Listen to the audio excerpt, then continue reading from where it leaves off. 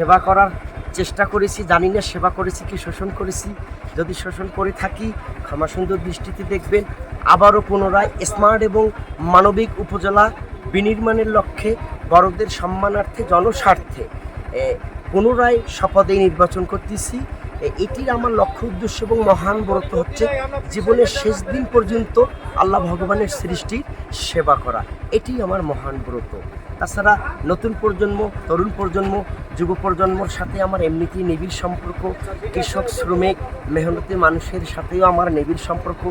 এই উপজেলার সন্তান আমি একজন আদর্শ কৃষক, কৃষকের সন্তান, কৃষকের নাতি। আমার বাবাও চেয়ারম্যান, আমার দাদাও সম্মানিত জনগণের দ্বারা চেয়ারম্যান, আমার বাবার দাদুও সম্মানিত ইউনিয়নবাসী, উপজেলাবাসী দোয়া দয়ায় চেয়ারম্যান।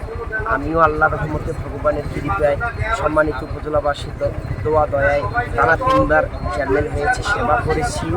আবারও জনস্বার্থে স্বতন্ত্র পদে জনগণের মনোনীত হয়ে নির্বাচন করতেছি। আমার লক্ষ্য উদ্দেশ্য আল্লাহর আরশে, আল্লাহর জমিনে দাঁড়িয়ে মহান ব্রত হচ্ছে সাধারণ সর্বস্তরের মানুষের সেবা করা। এটাই আমার মহান লক্ষ্য এবং ব্রত। আপনি কি চাকরি বা ভর্তি পরীক্ষার্থী? আপনার কি ফ্রি গাইডলাইন, ফ্রি অনলাইন পরীক্ষা ও ফ্রি সাজেশন প্রয়োজন?